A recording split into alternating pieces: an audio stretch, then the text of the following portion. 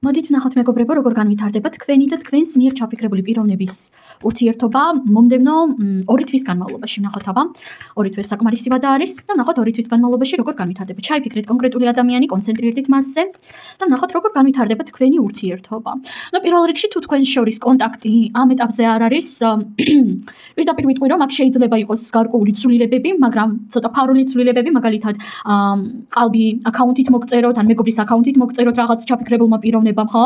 თუ თქვენ შორის კონტაქტი არ არის, ხოლო თუ თქვენ შორის არის კონტაქტი, მინდა გითხრათ, რომ აქ რაღაც გარკვეულ პრობლემებს ვხედავ, თითქოს ამ ადამიანისგან მოდის ხშირად ძალიან ბევრი ისეთი უხეში სიტყვები, უხეში ზეწოლა, რომელიც გულს გტკენთ და თითქოს რაღაც მომენტში ეს ნეგატივი თავის პიკს მიაღწევს და რაღაც ახალის გააზრება მოგიწევთ ამ ადამიანთან დაკავშირებით. ვერ ვიტყოდი, რომ ეს ცუდი არის, პირიქით ეს კარგი არის. იცით რატომ?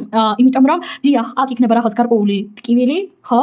ყველასთან ინდივიდუალურად რეზონირდება, მაგრამ უმეტესობასთან სამწუხაროდ იქნება, მაგრამ თქვენ მოგეცემათ იმის საშუალება, რომ კარგად გაანალიზოთ რეალურად ამ ადამიანის ვინაობა. პლუს ამასთან ერთად თქვენ ამ ადამიანთან კომუნიკაცია და ურთიერთობა გასწავლით საკუთარი პირადი სივრცის და პირადი საზღვრების დაცვას, სწორად. ამიტომაც თუ თქვენ გსურთ, რომ ეს ტკივილი აირიდოთ თავიდან და ურთიერთობა გაუმჯობესოთ, ამ შემთხვევაში იმუშავეთ ზუსტად ამაზე, თქვენი პირადი საზღვრების დაცვაზე. გეშინიათ იმის, რომ ადამიანი ან წავა, ან მიგატოვებ რაღაცას უხეშად თუ ეტყვით, გეშინიათ.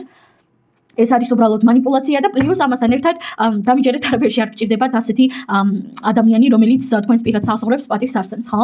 ამიტომაც მეგობრებო, ისწავლეთ თქვენი პირადი საზღვრების დაცვა, თუ არა და წინააღმდეგ შემთხვევაში აქ სამყარო თავად დაგაძალებთ, რომ ისწავლოთ სამწუხაროდ. დავამატოთ არკანები, არკანი შეყვარებულები და არკანი თასების 6-იანი. შეხედეთ, ადამიანი არსად არ წავა, კი შეიძლება სადოს манипуляციები, მაგრამ არსადაც არ წავა, ვისაც ყავთ პარტნიორი.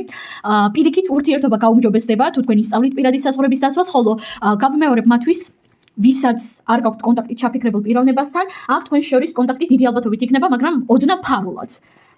მაგალითად, გავიმეორებ, ან ფეიქ აკაუნტით, ან მეგობრის აკაუნტით მოგწერთ. შეიძლება თავისითაც გამოვიდეს კონტაქტზე, მაგრამ მეტად რაღაც ფარულ შეხებას ვხედავ თქვენთან. უფრო მეტად აქ ემოციები ჩანს, უფრო მეტად ეს რაღაც ნოსტალგიები, ფიქრები ერთმანეთზე, ვიდრე უშუალოდ კომუნიკაცია თქვენ შორის.